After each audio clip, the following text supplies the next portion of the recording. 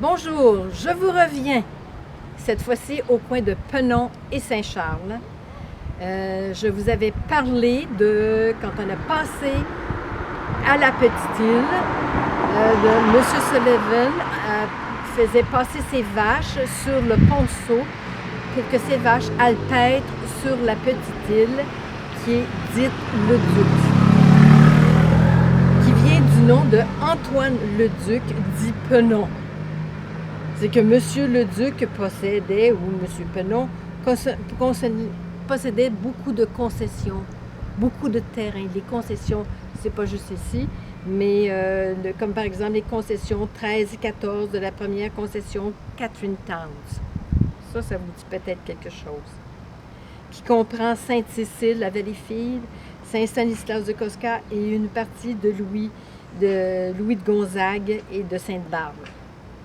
C'est ce qu'on veut dire qu'il possédait beaucoup de terrain. Alors, l'importance de la rue Penon, c'est que c'est la rue principale de la petite île. C'est la rue par laquelle les ouvriers se rendent à l'usine et en ressortent.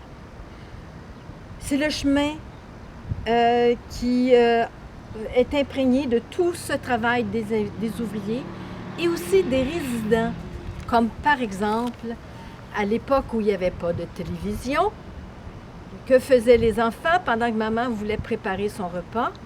Ben, elle les envoyait dehors, s'asseoir dehors sur le petit espace qui était large comme une chaise. Et puis là, les enfants s'assoyaient bien sagement et regardaient passer les ouvriers, les écoutaient parler. Et par les témoignages que j'ai recueillis, je sais qu'ils n'osaient même pas leur parler. Ils étaient trop impressionnés par ces gens qui allaient travailler à l'usine et qui revenaient chez eux. Et tout ça était scandé au sifflet. Dans les maisons, il ne devait pas y avoir d'horloge. Parce qu'il y avait le sifflet le matin pour le quart de travail, le sifflet le midi et le sifflet le soir, qui disait aux enfants, il faut rentrer à la maison. Alors, cette rue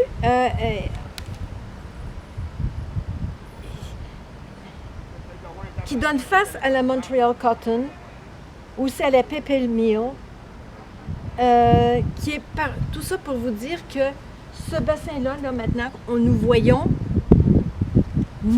la cheminée, c'est ce qu'il en reste, c'est ce qui a été préservé dans notre patrimoine bâti, et le vécu, je vous le raconte.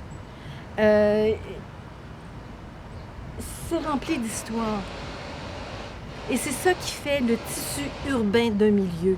C'est pas juste l'architecture, c'est pas juste la configuration des rues, c'est aussi ce vécu-là.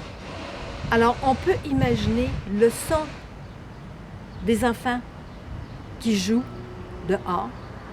Et la particularité, je ne sais pas si je vous l'ai mentionné déjà, mais j'aime bien des fois répéter certaines choses, c'est l'entraide des gens de la petite île, la collaboration, les gens qui, par exemple, un témoignage, je voyais bien que la voisine se préparait pour aller faire ses commissions. Et là, j'ai dit à la dame, j'ai dit, inquiétez-vous pas, on va s'occuper de vos enfants. Savez-vous quel âge avait cet enfant-là? Elle avait 7 ans.